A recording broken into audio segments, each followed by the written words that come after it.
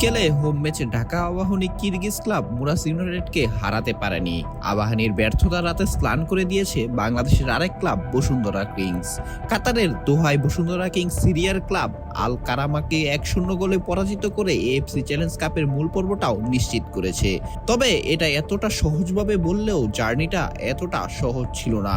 মোটা দাগে বলা যায় একটা ইন্সপিরেশন জার্নি ছিল বসুন্ধরা কিংসের।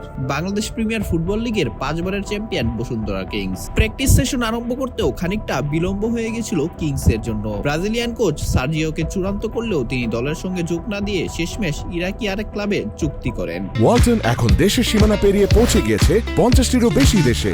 ওয়ালটন, ঘরে ঘরে বিশ্বজুড়ে। এএফসি টুর্নামেন্টে হেড কোচের প্রো লাইসেন্স থাকা বাধ্যতামূলক। সার্জিও না আসায় সহকারী কোচ সৈয়দ গোলাম জিলানী ভারপ্রাপ্ত কোচের দায়িত্ব পালন করেন।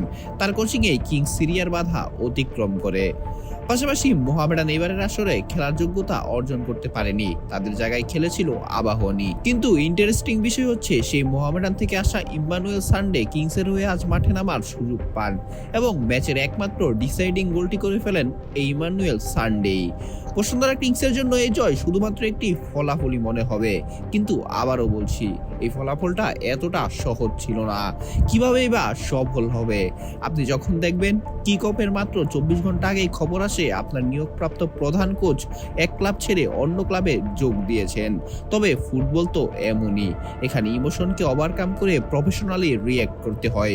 বসুন্ধরাও সেটাও প্রফেশনালি করে দেখিয়েছে। তাই অবশেষে সব প্রতিকূলতা জয় করেও বসুন্ধরা কিংস এএফসি কাপে। কিংসের জয়ের পেছনে অবশ্য অন্যতম নায়ক গোলরক্ষক মেহেদী হাসান শ্রাবণ। দুই অর্ধে একাধিকের বেশি গোল সেভ করেছেন এই গোলকিপার। বিশেষ করে দ্বিতীয়ার্ধে কারমাহো মুহুর্মুহ আক্রমণ করে সেগুলো দারুণভাবে প্রতিহত করেন। কারমাহোর ফিনিশিং একেবারেই দুর্বলতা ছিল। নিশ্চিত কয়েকটি গোলও মিস করেছে সিরিয়ার ক্লাবটি। কয়েকবার তিনি আঘাত পেলেও দলকে একেবারে জিতিয়েই মাঠ ছেড়েছেন। 25 অক্টোবর এএফসি চ্যালেঞ্জের মূল পর্ব শুরু হবে। ড্রয়ের মাধ্যমে গ্রুপ ও প্রতিপক্ষ নির্ধারণ হবে কিংসের। গত মৌসুমে কিংস সরাসরি মূল পর্বে খেলেছিল, তবে এবার প্লে অফটা খেলেই মূল পর্বে উঠতে হয়েছে। অঙ্কুর গমেজ, বিডি আর্কাইভ স্পোর্টস।